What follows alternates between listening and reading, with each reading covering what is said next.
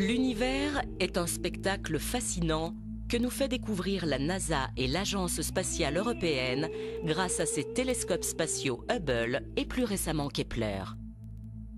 Leurs caméras explorent un quasi-infini et montrent des phénomènes stupéfiants avec entre autres la découverte d'une multitude de galaxies aux couleurs et aux formes époustouflantes. C'est une révélation pour les scientifiques et un pas de géant pour l'astronomie.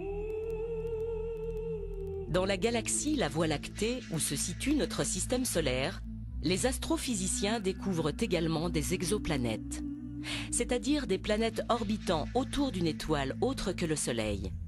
Leur similitude avec notre planète Terre les rendrait susceptibles d'être habitables. La Voie lactée compte 100 milliards d'étoiles et l'univers observable au moins 100 milliards de galaxies, elles-mêmes incluant une multitude d'exoplanètes. Ces découvertes ont remis en question l'interrogation sur l'hypothèse de l'existence de formes de vie sur d'autres planètes. Et avec cette hypothèse revient l'interrogation récurrente sur l'existence des ovnis. Sont-ils un produit de l'imaginaire, un mythe ou une réalité ? Malgré la foison de photos à l'authenticité plus que douteuse que l'on peut trouver sur Internet, le sujet ne peut pas être traité avec dérision. Depuis la nuit des temps, les hommes ont leur regard tourné vers le ciel, interpellés par les diverses manifestations qu'ils peuvent y voir et avec des interprétations des plus diverses, souvent basées sur des croyances en des entités supérieures ou des puissances divines. Ainsi, par exemple, dans la mythologie grecque, les phénomènes naturels tels que le vent, l'orage, la foudre étaient provoqués par les dieux qui se manifestaient ainsi.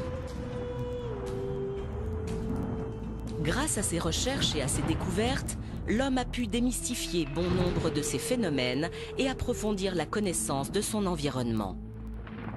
Mais des temps les plus lointains dans le ciel, d'autres visions plus allégoriques sont mentionnées dans les Écritures saintes de quasi toutes les religions et reproduites comme ici avec ces tableaux bibliques. Étaient-ce déjà des manifestations d'extraterrestres ou toujours de la mythologie ?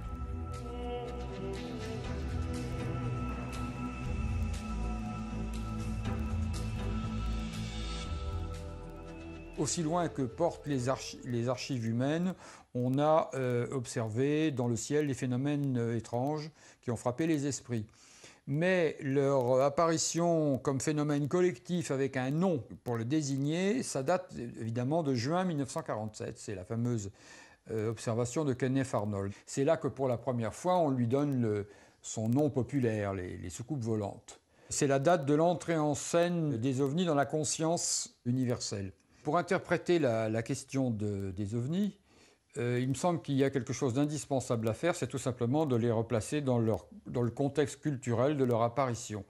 Alors ce contexte, c'est quoi? C'est le début de la guerre froide, c'est les séquelles de la Deuxième Guerre mondiale, l'idée d'une menace venue du ciel, c'est l'émergence de la technologie, et c'est aussi l'émergence d'un genre nouveau, la science-fiction, qui, en 1947, atteint son apogée, la science-fiction classique.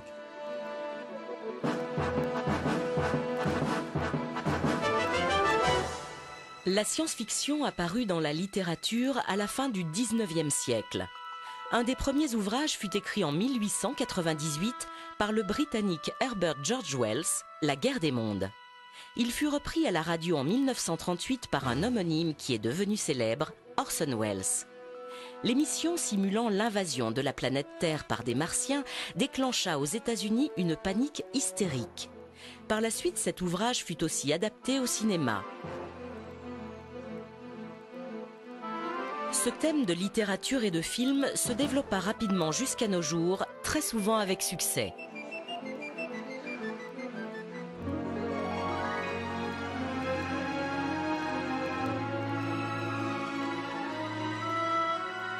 Il a été l'objet d'une exposition à la Cité de la Science à la Villette début 2011. La science-fiction a mis en place un ensemble de représentations. Elle nous a familiarisés avec l'idée d'une invasion, d'une visite venue de l'espace d'êtres non humains. Alors ce qui m'a frappé, c'est que la plupart des représentations qu'on lit aux ovnis, c'est-à-dire la forme des objets, leur comportement dans le ciel, les phénomènes technologiques mystérieux qui les entourent, les ovnis émettent souvent de puissants rayons de lumière, etc., etc., le comportement que l'on prête à leurs occupants, enfin, tout ce que les ovnis sont censés produire lorsqu'ils interagissent dans notre environnement. Eh bien, tout cela a été décrit en détail par la science-fiction française et américaine dans les premières décennies du XXe siècle. C'est-à-dire lorsque les ovnis émergent, à partir de 1947, ils ont déjà été décrits. Alors là, il y a un phénomène vraiment, à première vue, très étrange. Comment est-il possible que, si les ovnis sont un phénomène réel, la fiction ait pu précéder à ce point-là la réalité? Et qu'est-ce que va faire la science-fiction? Elle va fournir un ensemble de stéréotypes, de représentations. Les ovnis, nous ne les connaissons qu'à travers un phénomène de témoignage, à part quelques très rares photos, d'ailleurs souvent difficiles à interpréter. Ce témoignage, nous essayons d'en tirer des représentations visuelles. Nous essayons de construire un portrait robot. Ce portrait robot, le point central est là, il a été créé à partir de matériaux imaginaires issus de la science-fiction. L'impression que j'ai, c'est qu'il est très difficile de nier qu'il y ait des manifestations non identifiées, qu'on observe dans le ciel, à proximité du sol et parfois même au sol, des phénomènes que l'on ne comprend pas. Bien avant le 24 juin 1947 et l'observation de 9 disques par Kenneth Arnold aux commandes de son avion, ce qui déclencha la vague de témoignages sur des visions d'objets volants non identifiés dans le ciel des États-Unis, Los Angeles avait été le théâtre d'une étrange manifestation. Alors que les USA étaient après Pearl Harbor en pleine guerre avec les Japonais, dans la nuit du 25 au 26 février 1942, plusieurs mystérieux objets volants non identifiés survolaient la ville. Pris pour des bombardiers nippons, ils furent pendant plusieurs heures la cible d'un déchaînement de tirs de DCA, et ceci sans résultat. Le lendemain, photo à l'appui, la presse faisait largement l'écho de l'événement en évoquant l'hypothèse d'un ovni.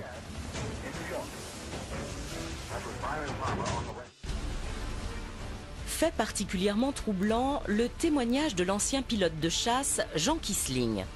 Aujourd'hui très âgé, il aurait tenté durant l'été 1945, au-dessus de la base de Selfridge dans le Michigan où il était affecté, d'intercepter un ovni en le mitraillant.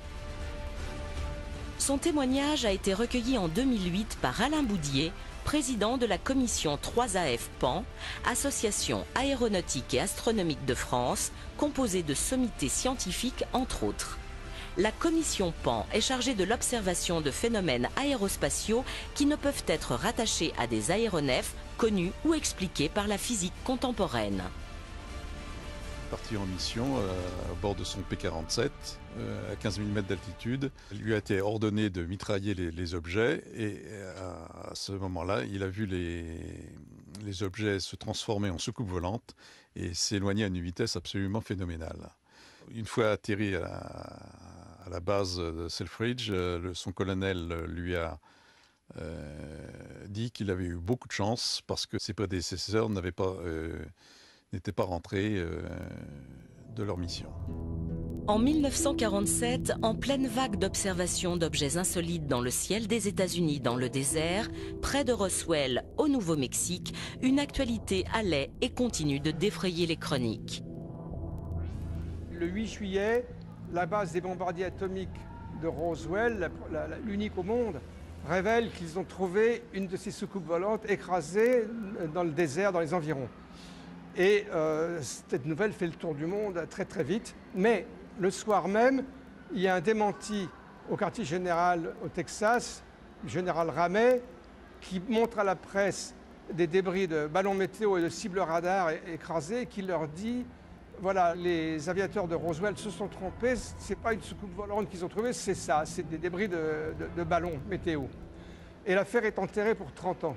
Jamais un officier de renseignement, l'officier de renseignement, imaginez, de la seule base atomique au monde qui ne serait pas capable de reconnaître un ballon météo crevé et qu'il prendrait pour un disque volant. Non mais c'est absurde. Au début des années 90, il y a des enquêtes très sérieuses qui ont été faites. Il y a même le député du Nouveau-Mexique, Stephen Schiff, qui a réclamé une enquête au Congrès parce qu'il n'arrivait pas à avoir des réponses convenables de la part du Pentagone. Cette enquête a eu lieu. Ils ont conclu en 1995 qu'on avait détruit une grande partie des archives de Roswell sans aucune explication. Et ils ont dit l'enquête sur ce qui s'est écrasé à Roswell continue. Ça, c'est la commission d'enquête du Congrès américain. C'est officiel, si on veut, quand même. Mais le Pentagone a réagi en disant non, non, non, non. Oui, c'est vrai qu'on avait menti, c'était pas un ballon météo, mais c'était un énorme assemblage de ballons, le ballon Mogul. C'était très impressionnant. Et voilà, c'est ça qu'ils ont pris pour une soucoupe volante. Alors, ils ont écrit un livre de 1000 pages, incroyable, pour expliquer ça. Et en réalité, ils n'expliquent rien du tout. Il n'y a aucune preuve solide de ce qu'ils avancent. Ce livre tente principalement de justifier pourquoi avait été évoqué le crash de simples ballons météo au lieu des fameux ballons Mogul. Ceux-ci étaient destinés à observer les expériences nucléaires soviétiques. Ils étaient alors classés secret défense. Les deux affaires de Roswell, car il y aurait eu 2 crashs, ont fait la notoriété mondiale de la ville qui leur a donné son nom. Il reste à ce jour un mystère jamais réellement éclairci, ni par les explications des divers services du gouvernement américain, ni par les enquêteurs et les journalistes. Tous les acteurs de cette affaire n'ont cessé de varier dans les versions des faits, ou leur interprétation suivant les intérêts qu'ils pouvaient y trouver, ou leur croyance ou non en la visite d'extraterrestres.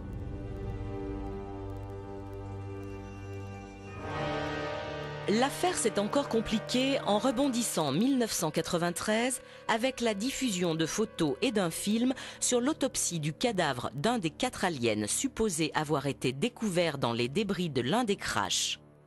À ce jour, à peu près tout le monde s'accorde à dire que ce fut une supercherie. C'est sur l'instigateur et sa motivation que les avis divergent encore. Les plus fervents défenseurs de l'hypothèse de visite d'extraterrestres et pour eux d'une désinformation sur le sujet se basent entre autres sur des documents déclassifiés de l'US Navy. Ces derniers décrivent précisément de très nombreuses observations de disques ou autres objets volants non identifiés aux États-Unis ou ailleurs dans le monde. La matérialité de ce phénomène n'est pas démontrée. Or, il existe des documents qui la démontrent. Et ça, c'est très important. Ces documents sont connus, ces documents sont déclassifiés. Il y en avait, pour vous donner un exemple, 85 000 en 1985. 85 000 pages dactylographiées qui parlent toutes du même sujet, qui représentent des documents militaires et qui toutes vont dans le même sens. Il y a effectivement des incursions qui, dans les années 65, se font de plus en plus précises au-dessus des bases atomiques américaines. Il y a des déprogrammations d'ogives prêtes à être lancées sur les Russes, etc., etc. Ce rapport décrit des survols de la Scandinavie qui sont intervenus alors que la flotte américaine qui revenait de Bikini, donc de l'opération Crossroads, où de nombreuses bombes atomiques qui avaient été tirées, la flotte entrait dans les eaux territoriales scandinaves.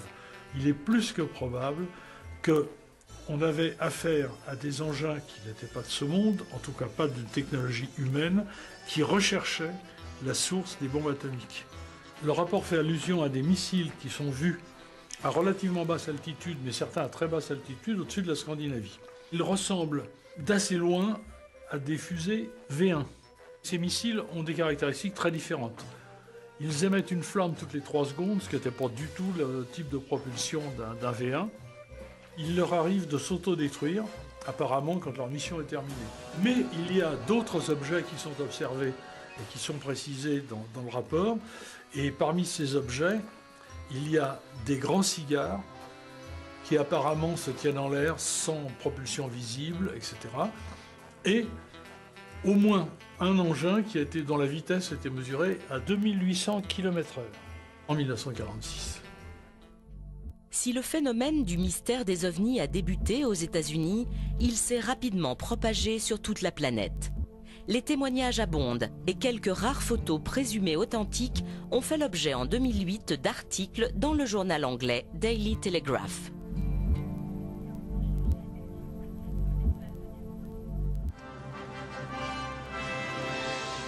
Comme elle est exposée à la Cité de l'Espace à Toulouse, l'exploration spatiale, qui démarra durant la seconde moitié du XXe siècle, a été lancée pour l'étude de l'univers et la recherche de traces de vie ailleurs.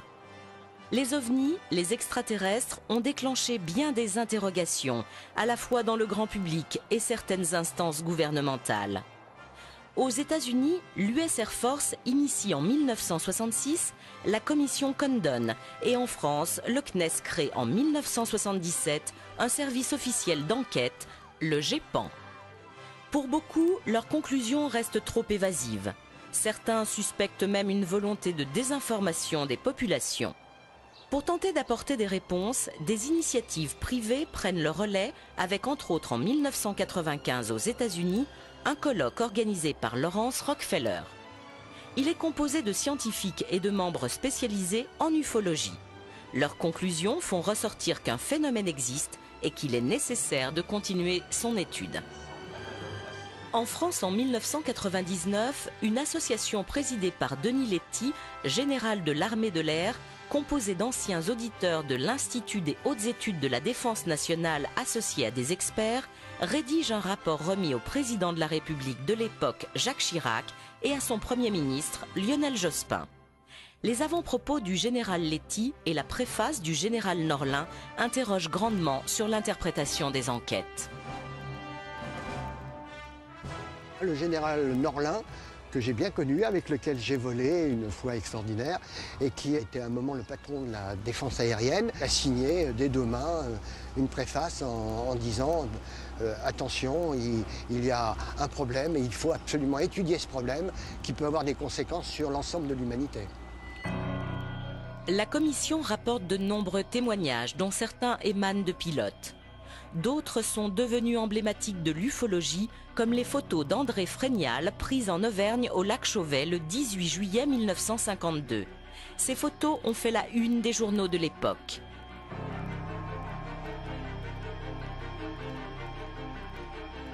L'évocation de la rencontre du troisième type de Valençol laisse perplexe. Le témoin, Maurice Masse, raconte qu'au petit matin du 1er juillet 1965, alors qu'il travaillait dans un champ de lavande, il entendit un puissant sifflement. Cherchant à en découvrir l'origine, en contournant un mur de pierre, il entrevoit un engin en forme de ballon de rugby, de la grosseur d'une voiture et de couleur neutre mate. Il distingue aussi deux petits hommes accroupis qui se relèvent à son approche avant que l'un d'eux le paralyse en lui braquant une sorte de tube. L'enquête de gendarmerie qui suivit releva des traces laissées dans le sol et confirma la véracité du témoignage. Les rencontres du troisième type sont des faits rarissimes et lorsqu'elles sont étayées par des indices matériels, elles laissent particulièrement dubitatifs. Le rapport Cometa, confidentiel à l'origine, fut repris par un hebdomadaire national qui en tira un numéro spécial. Les informations données déclenchèrent une prise de conscience collective sur le phénomène. D'autres témoignages contribuèrent à l'alimenter. Les personnels navigants sont les témoins les mieux placés et les plus crédibles pour faire des observations détaillées et précises. Le colonel Jack Crean, aujourd'hui à la retraite, débuta sa carrière comme pilote de chasse. Il fut par la suite chef moniteur, officier de sécurité des vols, instructeur combat aérien, leader de la patrouille de France, avant de quitter l'armée pour occuper la fonction de commandant de bord à Air France. En septembre 1975, durant une mission d'entraînement sur Mirage 3, il fut témoin avec son coéquipier d'une étrange rencontre. J'ai vu passer devant moi, on m'a estimé 7 ou 8 km, ce qui ressemblait d'abord à un avion de ligne, un fuselage d'avion de ligne. Bien éclairé.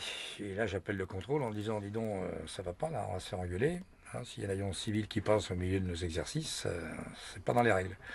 Et le contrôleur me dit, j'ai pas de contact radar là-dessus. Je dis, moi, écoute, je vois quelque chose de gros et qui passe devant nous. Et mon équipier qui était en train de rassembler, je lui demande de confirmer, il me dit, oui, je vois bien, il y a un avion là en face de nous. Et le contrôleur confirme qu'il n'a pas de contact radar. Cette chose-là passe devant nous. Et comme le contrôleur me confirme qu'il ne voyait pas, on rentre dans une mission de police du ciel, en fait, comme on a à l'époque, c'était la guerre froide. Donc on met la post-combustion, on essaye de rassembler sur cet objet volant. Et alors, on s'est approché assez près. La nuit, c'est très difficile. Quand on n'a pas une référence, c'est très difficile d'avoir une distance et une grosseur. Bon, ça me paraissait... C'était une forme, en fait, un peu comme un ballon de rugby. Et au moment où on approche assez près, hop, ça disparaît en une microseconde. J'ai une accélération qui nous laisse vraiment sécher. Je redemande au contrôleur radar s'il a toujours eu aucun contact. Il me dit non, rien, de rien, de rien. Bon, ben on reprend donc notre entraînement. Deuxième présentation. Là, je suis chasseur. Et au moment où j'arrive à 7-8 km de la fin de mon rassemblement, paf, ça réapparaît de nulle part. Comme on aurait pu dire un autre avion de chasse ou un autre avion, enfin plutôt un autre avion qui observait, bon, c'est la troisième dimension ce qu'on faisait.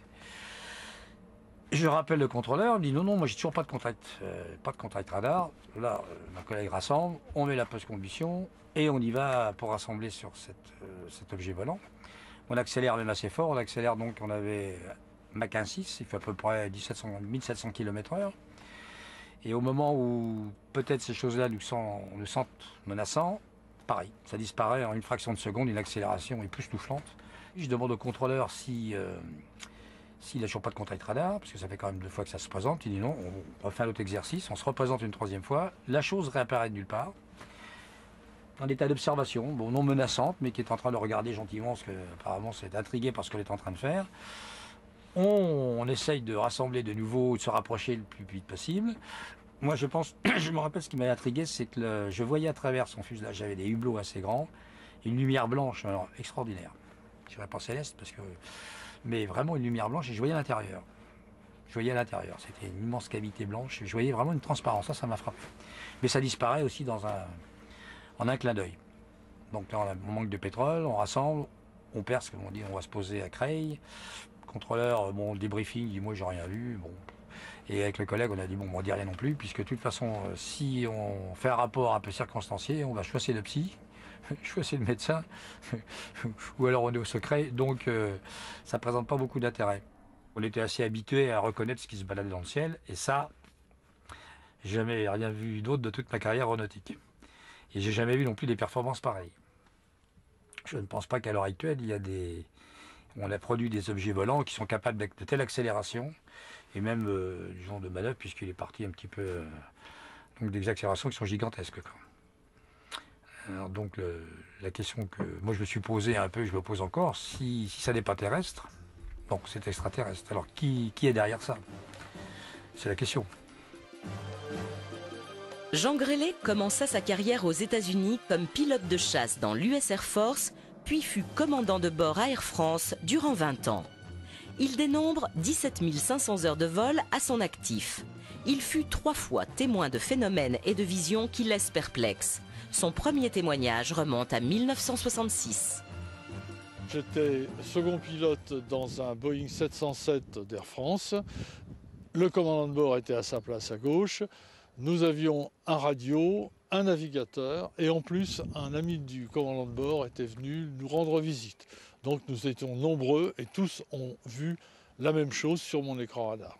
Nous avons été doublés au sud de Rio de Janeiro par un engin qui allait à peu près à 5000 à l'heure, détecté au radar, suivi au radar, vitesse mesurée au radar, donc aucun problème quant à la vitesse.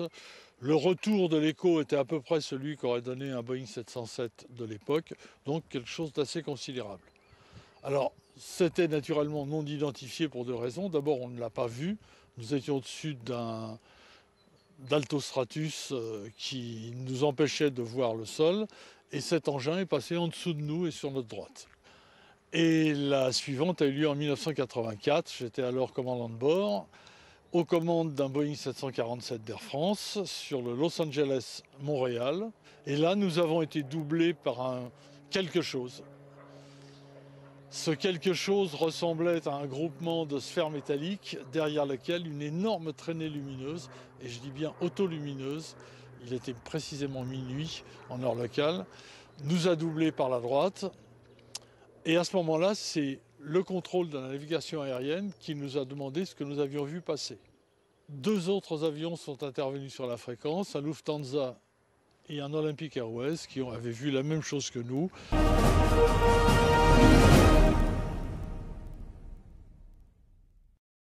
Mais qui était un petit peu plus loin de la trajectoire de cet engin. Alors en gros, cet engin avait une trajectoire parfaitement horizontale, très légèrement, comme altitude, très légèrement supérieure à la nôtre, et il a disparu finalement à l'horizon. En plus de ces 2 observations en vol, le commandant Grélé en a fait une 3e au sol cette fois avec un groupe de personnes. Tous ont fait une déposition identique à la gendarmerie. On a vu virer très lentement et passer devant nous une énorme structure qui donnait l'impression d'être, je dirais, une structure métallique avec de nombreuses lumières tout au long. Et cette structure portait à l'avant 2 phares dirigés à peu près vers le sol à 45 degrés, mais curieusement dont la lumière s'interrompait avant d'arriver au sol. Donc une lumière très dense et puis brutalement qui s'arrêtait. Et on avait l'impression que cet engin était propulsé par 2 faisceaux de lumière blanche qui m'ont un peu rappelé ce que j'avais vu à Los Angeles, je dois l'avouer. J'ai tendu ma main et l'engin couvrait cette surface, cette longueur à bras tendu. Mon voisin de droite qui était dans l'aéronautique a fait la même chose. Cet engin devait faire à peu près 300 mètres de long. Les déclarations sur des visions d'OVNI ne sont pas que du passé. L'été 2011 a été riche en témoignages.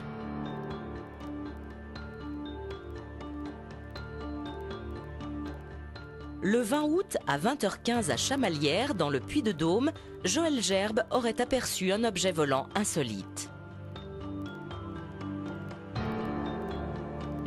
Subitement, entre les 2 tours qui sont là-bas et la grue, à une hauteur que j'arrive pas à définir, j'ai vu un objet sortir d'un nuage, un objet qui était vraiment très très bizarre.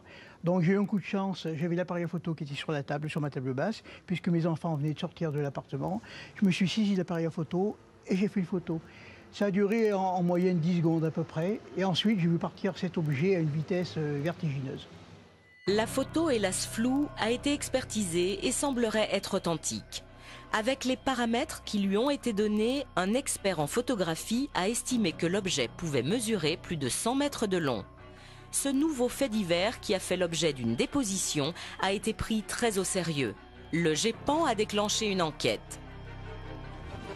Le GEPAN est un des services du CNES, Centre national d'études spatiales. Le CNES a pour mission principale de proposer et de mettre en œuvre la politique spatiale de la France.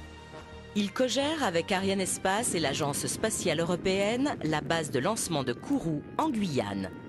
Le GEPAN, qui est le seul organisme d'État au monde dédié à l'étude des phénomènes aéronautiques non identifiés, a tout naturellement été rattaché au CNES.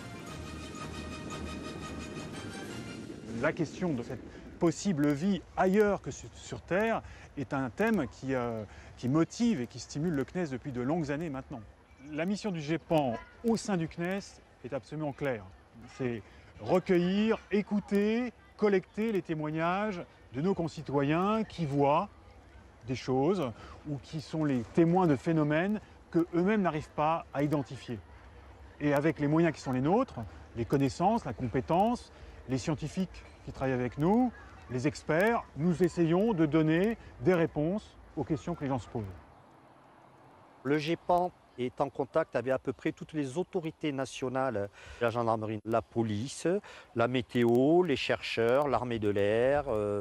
Alors les phénomènes aérospatiaux non identifiés, une fois qu'ils ont été collectés, analysés, archivés par le GEPAN, sont classés en plusieurs catégories.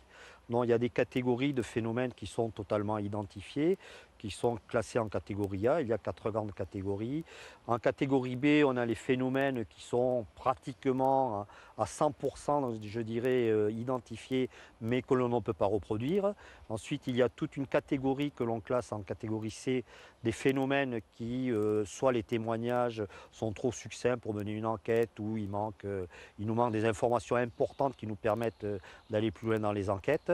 Et ensuite, la catégorie, effectivement, qui intéresse tout le monde, qui est la catégorie de phénomènes inexpliqués, qui est la catégorie D, dans laquelle se retrouvent les phénomènes qui sont inexpliqués. Inexpliqués pourquoi au sens littéral du terme, c'est-à-dire qu'on a pu mener une enquête plus ou moins approfondie, mais les résultats et les conclusions de cette enquête ne nous ont pas permis quand même, malgré la richesse des informations, de classer le phénomène. Et le phénomène est quand même classé inexpliqué avec un degré d'étrangeté, je dirais, plus ou moins élevé, quoi. Les bureaux du GEPAN se trouvent dans les locaux du CNES à Toulouse.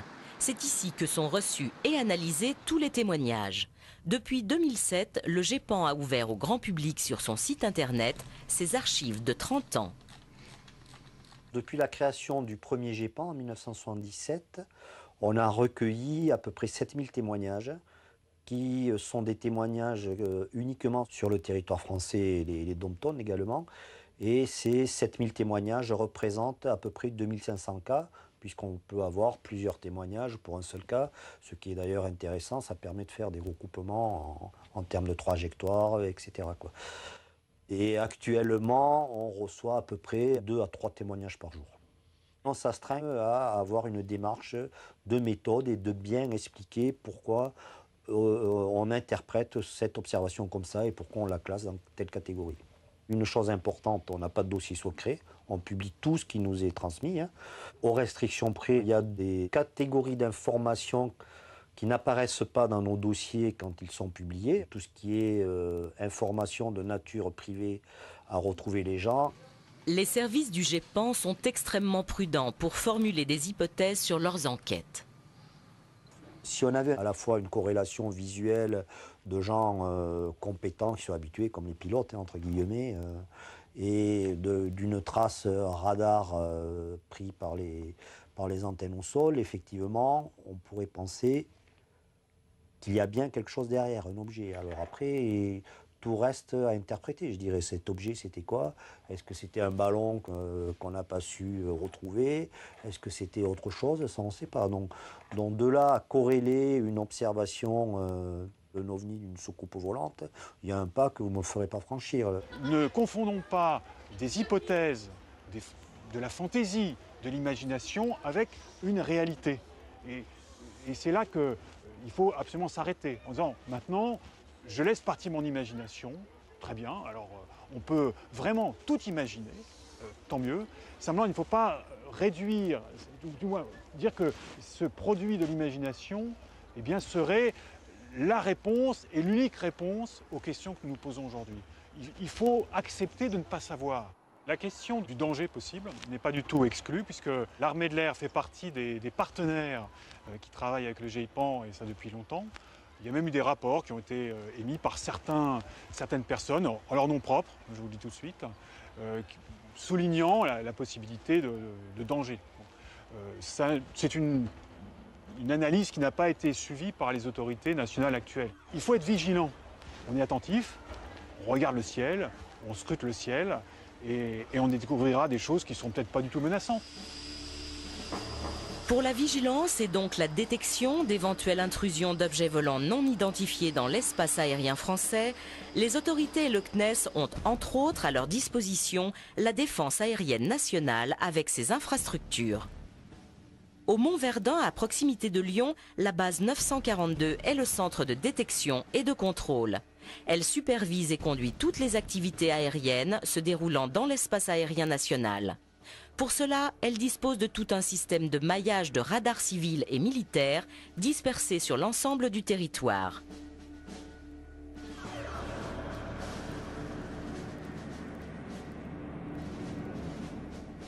Nous n'avons eu aucun écho-radar de pan. Quelquefois, on a des observations qui sont faites par des personnels au sol et nous n'avons aucune trace radar. Pour la partie défense, donc le Centre national des opérations aériennes est l'organisme qui centralise toutes les informations relatives aux phénomènes aérospatiaux non identifiés.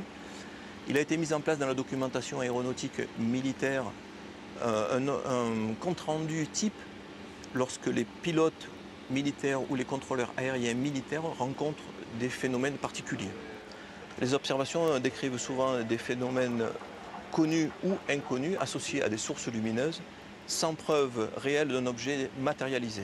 Ces visites qui peuvent être anormales ou paranormales sont bien évidemment prises en compte au sérieux par la partie militaire. Je n'aime pas le terme ovni puisque nous on considère que ce sont plutôt des phénomènes actuellement puisque nous n'avons aucun objet matérialisé qui prouve l'existence d'extraterrestres ou de formes particulières d'autre nature. Nous sommes ouverts à toute réalité. Sauf qu'actuellement, la réalité montre qu'on n'a rien trouvé de probant concernant ce sujet. Bien évidemment, on ne se ferme aucune porte.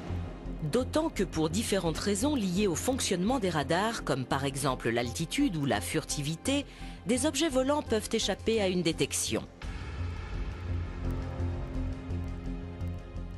François Louange est un scientifique de très haut niveau spécialisé dans la photographie qui fut un des instigateurs de la création du GEPAN.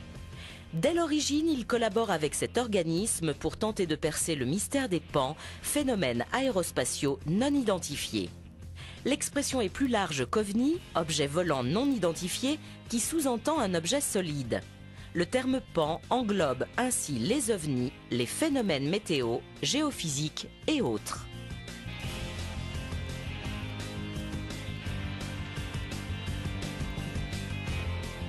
J'ai très vite pensé qu'il y avait certainement matière derrière cette question des ovnis à faire un travail, disons, scientifique, de recherche rationnelle pour essayer de comprendre ou de caractériser ces choses qu'on rapportait et qui n'avaient pas d'explication a priori. Je me suis spécialisé depuis plusieurs dizaines d'années sur l'analyse des clichés présumés d'ovnis, photos, vidéos, etc. Les gens ont toujours pensé, mais une vraie photo, c'est une preuve absolue. Et si on creuse un peu la question, on s'aperçoit que c'est exactement l'inverse. C'est-à-dire qu'une photo, et ça je l'affirme haut et fort, ne sera jamais la preuve de quoi que ce soit à elle toute seule. Jamais. Alors qu'est-ce qu'on peut faire avec une photo, vous me direz?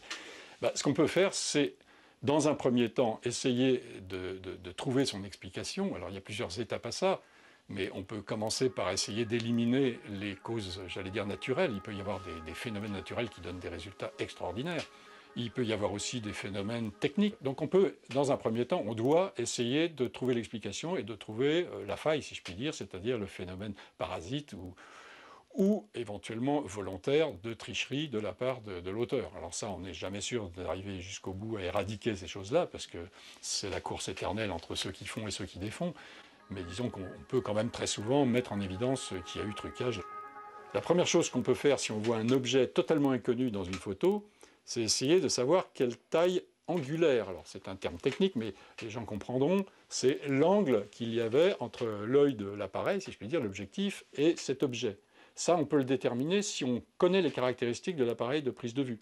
Chose qui est très facile avec la photo numérique, puisque tout ce genre de données, même si les gens ne le savent pas, sont incluses dans la photo. C'est-à-dire qu'il y a des fichiers dedans qui vous disent que ça a été pris avec un Nikon ou un appareil de telle marque et dans telles conditions, et la focale était dedans. Bon. Si on a ces informations, on peut, d'une façon très simple, et avec l'informatique c'est encore simplifié, calculer la taille angulaire d'un objet. Et quel est le problème après? C'est toujours le même, c'est savoir si c'était un objet très gros dans le ciel, loin, ou si c'était un objet tout petit à côté de l'objectif. Et là, on fait jouer ce qu'on peut. C'est-à-dire que dans certaines circonstances, on a des informations de nature physique qui permettent de dire que l'objet n'était pas plus loin que tant ou pas plus près que tant. Alors là, je ne vais pas rentrer dans les détails, mais ça joue sur les conditions de diffusion atmosphérique, sur le fait que l'objet était sombre ou était lumineux, sur un certain nombre de choses. Nous sommes là devant un cas photographique qui a été montré à maintes reprises, y compris par moi-même, qui est un exemple de photos à la fois d'une catégorie pas très intéressante, c'est-à-dire des photos dans lesquelles il n'y a rien d'autre comme source d'information, parce que c'est le cas, et qui est malgré tout, dans ce cas-là, intéressante à cause de la richesse de l'information. Ce n'est pas une petite tache blanche, ce n'est pas un petit point noir. Cette photo a été prise à Costa Rica par un organisme de géographique qui photographiait le pays. Vous savez, on prend des avions très stables qui prennent une photo toutes les temps de secondes. Mon ami Jacques Vallée a emprunté le négatif original et me l'a apporté. À l'époque, je travaillais avec un laboratoire de la Défense nationale et nous avions un objet extrêmement rare à cette époque qui était un vrai scanner. Les scanners n'existaient pas dans le public du tout. Il devait y en avoir 2 ou 3 par pays. Et on a pu scanner cette image et en faire des fichiers informatiques sur lesquels à la fois les Américains et quelques Européens et moi-même avons essayé de creuser la question. C'est un cas d'objet non identifié, si vous voulez. Bon, maintenant, pour vous dire que c'est une soucoupe avec des personnages dedans. Si on regarde les caractéristiques décrites ou enregistrées de certains de ces phénomènes de la catégorie OVNI, et notamment les phénomènes dans la catégorie aéronautique, on trouve des caractéristiques qui ne sont pas explicables par la technologie actuelle. Bon, ça, on dit ça depuis longtemps, depuis qu'on voit des OVNI, mais c'est sûr.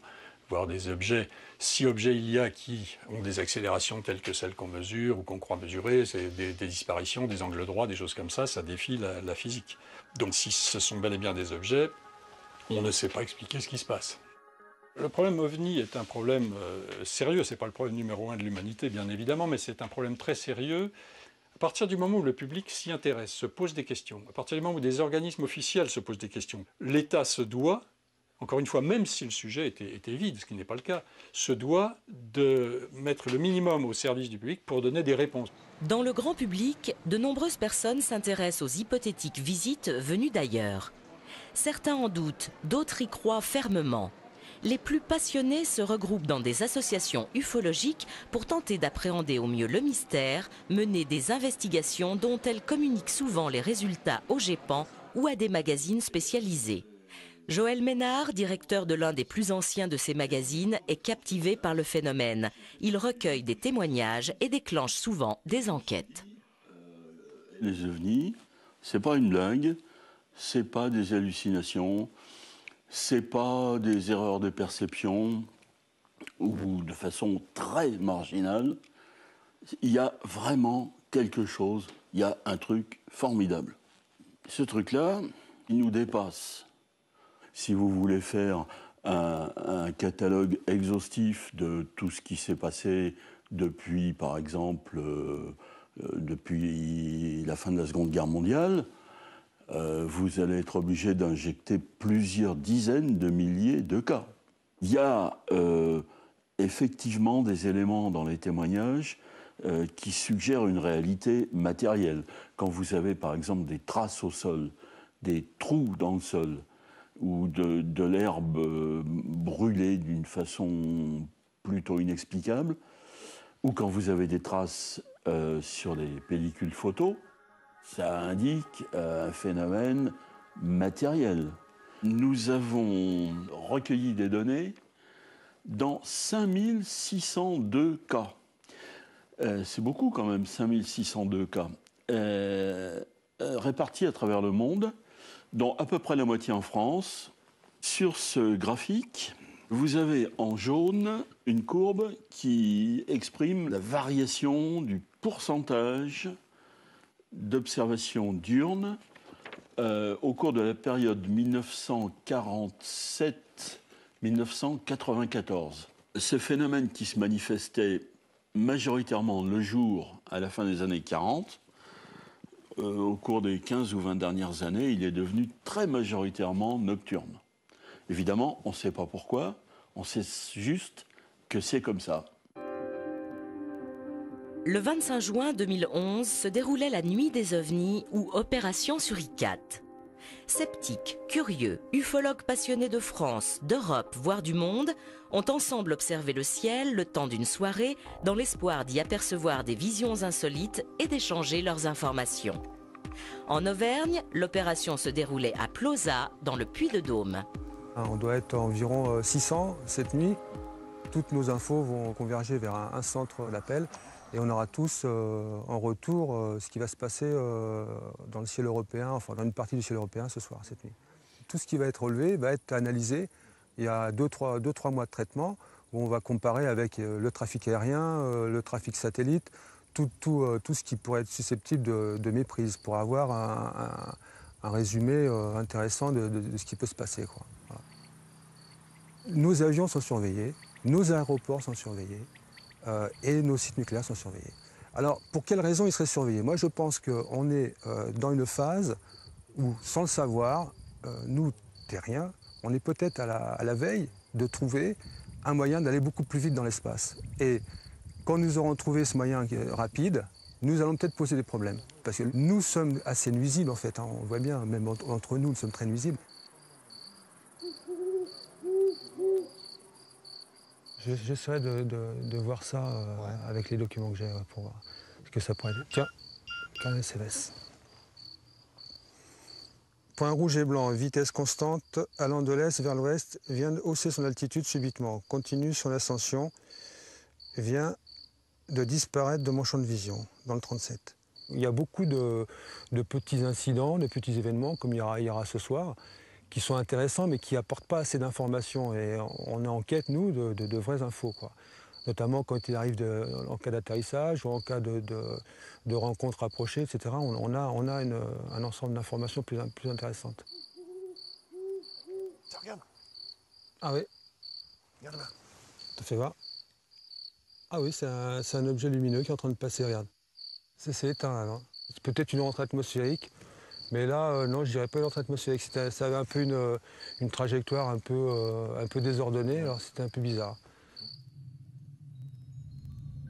Depuis 1954 et la vague d'OVNI qui aurait déferlé sur la France, le phénomène défraya épisodiquement les chroniques des médias. Bien que moins important en nombre que durant cette fameuse année, les témoignages continuèrent et continuent d'affluer, attisant la curiosité de journalistes dont certains se sont particulièrement investis dans le sujet. Sur les ovnis, on sait qu'il y a une énigme, on sait qu'il y a maintenant des cas qui restent absolument insolubles, qui laissent penser qu'il y a une composante physique, qu'il y a une composante technologique qui n'appartient peut-être pas à la Terre, qui fait qu'on est tenté d'avoir des hypothèses qui nous mènent vers les solutions extraterrestres. À partir du moment où on peut imaginer que des véhicules se déplacent dans l'atmosphère terrestre, ils peuvent très bien se déplacer également sous la mer. On peut imaginer une technologie qui permet cet état de choses. On les appelle les OPNI, objets plongeants non identifiés, car bien souvent, ce qui a été noté par les équipages à la fois de marine internationale, c'est l'objet qui se déplace dans le ciel et qui d'un seul coup plonge dans la mer. Les ovnis, on sait avec certitude qu'il y a une question qui est posée par cette présence insolite, qui est une présence indéfinissable, mais techniquement qui est quelque chose sur lequel il faut compter et sur lequel il faut réfléchir. Ça devient urgent. Pour l'évitement qu'auraient d'éventuels visiteurs à notre égard, des scientifiques évoquent un respect et une précaution. Les extraterrestres voudraient éviter un choc brutal et dévastateur entre deux civilisations de niveaux très différents. Quant à la diversité des formes des ovnis, certains l'expliquent en évoquant l'éventualité de plusieurs origines stellaires des aliens. Moi, je suis persuadé qu'on est évidemment toujours observé par une ou plusieurs civilisations extraterrestres parce que je suis intimement persuadé que nous ne sommes pas seuls dans l'univers et que la vie extraterrestre foisonne. Il y a probablement des milliards de mondes habités dans l'univers. Et comme notre civilisation technologique, elle a démarré au début du XXe siècle, donc on a en gros un siècle de progrès technologique un peu significatif. Et notre planète a 4,5 milliards d'années. L'univers a 13,7 milliards d'années. Donc on peut imaginer des civilisations qui sont nées des milliards d'années avant la nôtre. De quoi serait capable une civilisation qui n'aurait que 5000 ans d'avance par rapport à la nôtre?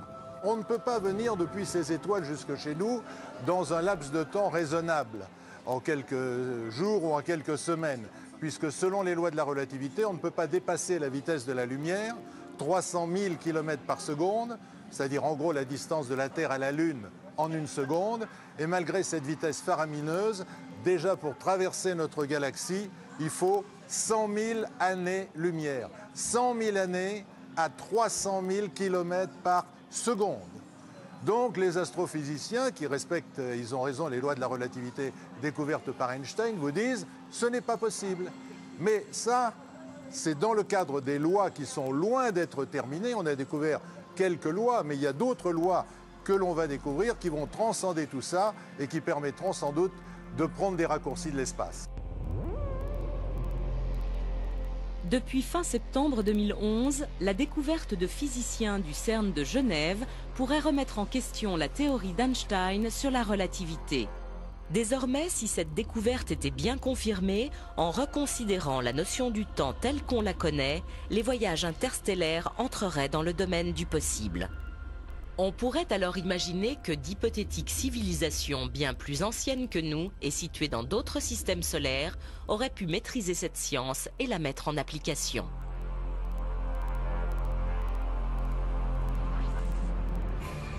La science progresse souvent par bonds. Elle bute aussi sur des énigmes. À Esdalen, en Norvège, de mystérieuses lumières à l'apparition récurrente ont très souvent été assimilées à des ovnis. Ces faits ayant très largement débordé des frontières ont intrigué la communauté scientifique mondiale qui cherche à élucider le phénomène. Les phénomènes qui sont observés dans la vallée des Esdalen sont des phénomènes lumineux qui ont été observés par de nombreux témoins. Il y a des témoignages historiques, des écrits historiques, et donc on ne peut pas nier la véracité de ces phénomènes lumineux. On est face à des phénomènes inexpliqués et notre objectif scientifique est de les comprendre. Pourquoi les comprendre? Tout simplement parce que ça fait partie de la connaissance de la Terre, de la connaissance du vivant, qu'il faut bien aller au-delà pour pouvoir se propager dans l'avenir. D'autre part, si on parvient à comprendre ces phénomènes lumineux, il est possible qu'on puisse les rapprocher de certains phénomènes, cette fois-ci aérospatiaux non identifiés, les PAN. Et c'est pour ça que si on arrive à comprendre une petite partie de ces phénomènes, on peut peut-être répondre à certaines questions que se pose le GEPAN sur des PAN. On va faire des investigations dans la vallée des Esdalen pour ces phénomènes lumineux, mais ces phénomènes lumineux n'ont rien à voir avec des ovnis. Et on va essayer de les comprendre, de comprendre leur mécanisme. Après, nous chercherons à comprendre l'origine de ces phénomènes et de les rapprocher avec certaines observations qui sont dites phénomènes aérospatiaux non identifiés, voire ce que vous appelez ovnis. Mais en premier lieu, ce qui est observé à Esdalen ne sont pas des ovnis. Simplement, la vie extraterrestre et autres est un sujet qui semble important d'étudier. Il y a des points quand même qui sont forts puisqu'il y a de nombreux témoignages sur des phénomènes aérospatiaux non identifiés qui sont relatés par des témoins nombreux et fiables. Donc je pense que ce sont des études à poursuivre dans le futur.